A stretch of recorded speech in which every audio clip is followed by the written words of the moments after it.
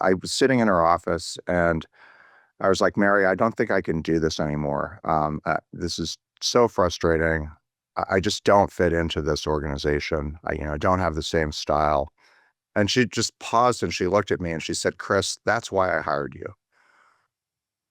Right. So this kind of goes back to where we started the conversation, a bit of an outsider, disruptor, personalities. It was just one little sentence she said, and I knew her very well, of course, by this point, and I really respected her, and I was like, okay, I get it, and I probably really wasn't going to give up, but it was nice that I could, again, if you think about leadership characteristics to emulate, it was nice that I knew her well enough to be able to be open and just kind of be like, I don't know if I can take this anymore.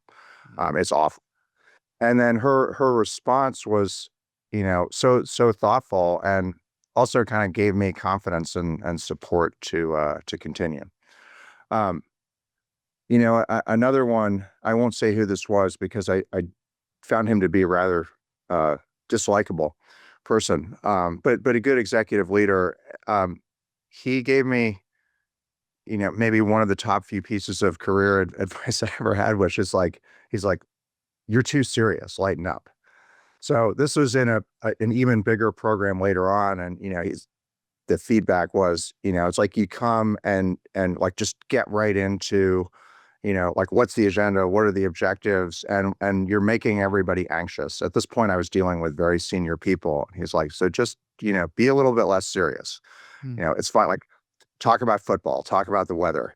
Just start out like break the ice in these conversations, and it was a good insight because I was so outcome driven, especially in, those mega programs that I was doing later that were very, very complicated, very high risk, that I was sort of perhaps lost sight of how I was showing up.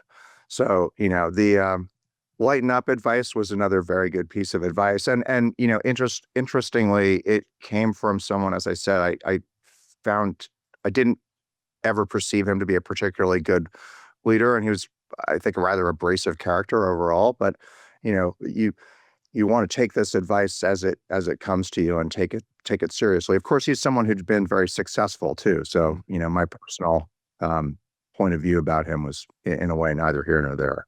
Yeah, but I suppose both of those came from, from different angles, or perhaps different motivations. I'm not sure, but certainly, I think it's interesting. I've had several conversations with different leaders for this series, and one thing that you mentioned, which seems to come up time and time again, is the importance of the leaders that you reported to or that you worked with earlier on in your career, and the effect that had on your own career progression. And that seems to be the case here as well. If I understand the kind of the stories correctly, it helped you to really, I guess, one, be validated, but also continue on the path and accelerate along that path. So, yeah, certainly. And I mean, this is another thing where I think that there's a huge amount of luck involved. So some organizations do this very well. J&J, there are a lot of people who are terrific leaders. But whether you can find kind of the right mentors at a particular moment in your career, to some extent you can seek those out, and I highly recommend that everybody do that. I get my personal experience, and I don't want to over-index on this. I don't know if this is true universally. I think I've found it more difficult as I've grown in my career to find those mentors at a senior level.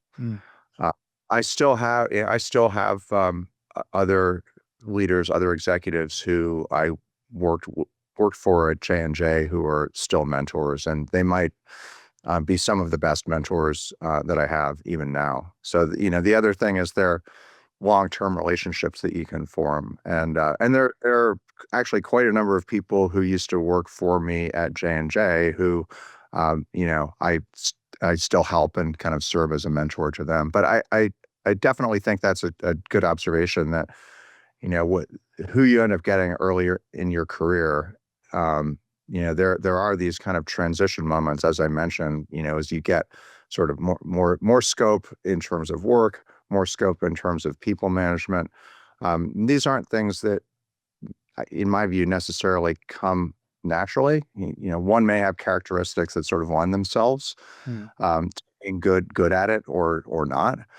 But there's a huge situational aspect of it as well. So I definitely agree with that observation.